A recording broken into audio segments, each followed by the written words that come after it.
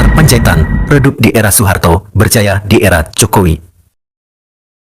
Tahun 1980, Menhankam atau Panglima ABRI saat itu yakni Jenderal Muhammad Yusuf tertuju pada seorang kapten yang sempat bersalaman dengannya. Kapten tersebut tak lain adalah Luhut Binsar Panjaitan. Setelah pertemuan singkat itu, Jenderal Yusuf memanggil Danjen Kopassus dan meminta untuk memperhatikan karir Luhut. Mendengar ucapan dari sang jenderal, Danjen Kopassus Yogi heran. Seorang prajurit berpangkat kapten menarik perhatian sang Panglima ABRI.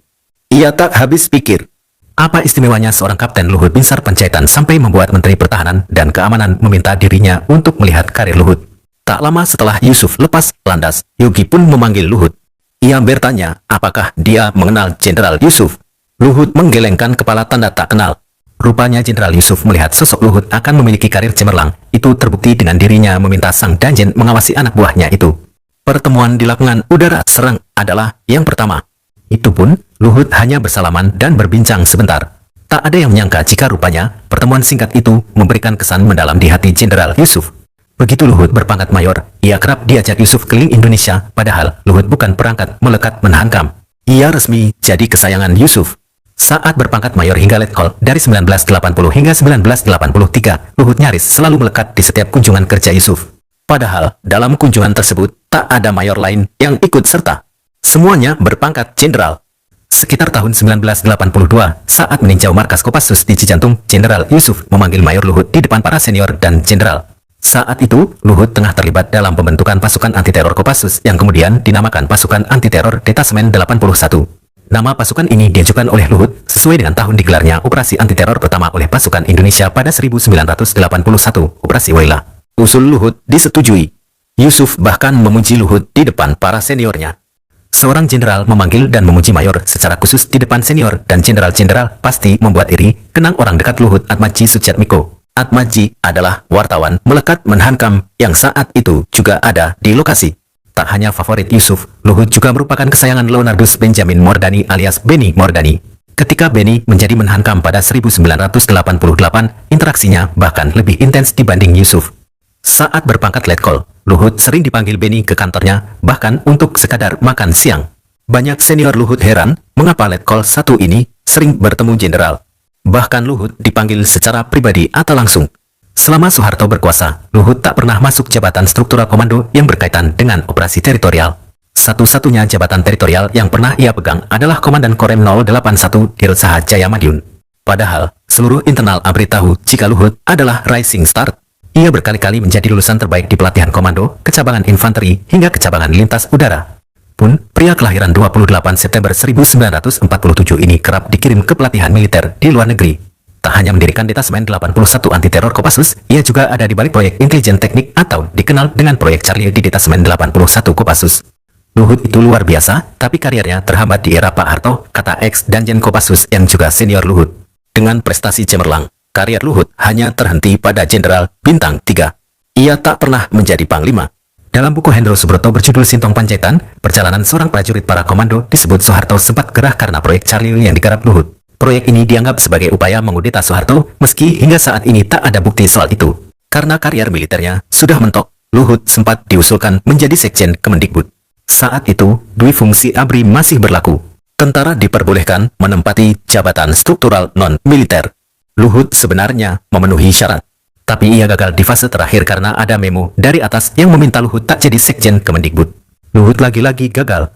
Menurut Atmaji, yang saat ini masih mendampingi Luhut sebagai staf khusus, faktor utama karier Luhut mandek sebenarnya bukan Soeharto. Musababnya, Luhut banyak dihambat oleh senior di level menengah dan tinggi yang iri dengan kedekatannya dengan M. Yusuf dan Benny Mordani.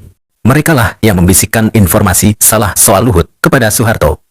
Informasi yang disampaikan sudah tidak murni lagi, sudah dicampur dengan kepentingan tentara, khususnya di era Orba, sistem injak-menginjak sudah biasa itu, ungkap Atmaji. Setelah Soeharto lengser dan B.J. Habibie menjadi presiden, Luhut ditunjuk menjadi duta besar RI untuk Singapura. Menurut Sintong Panjaitan, yang saat itu menjadi penasihat Habibie, proses penunjukan Luhut terbilang cepat. Habibie mencari sosok dubes berlatar belakang militer, jago melobi, dan bisa meredam ketegangan dengan Singapura. Pasca Soeharto lengser, relasi Indonesia dengan Singapura sempat tegang.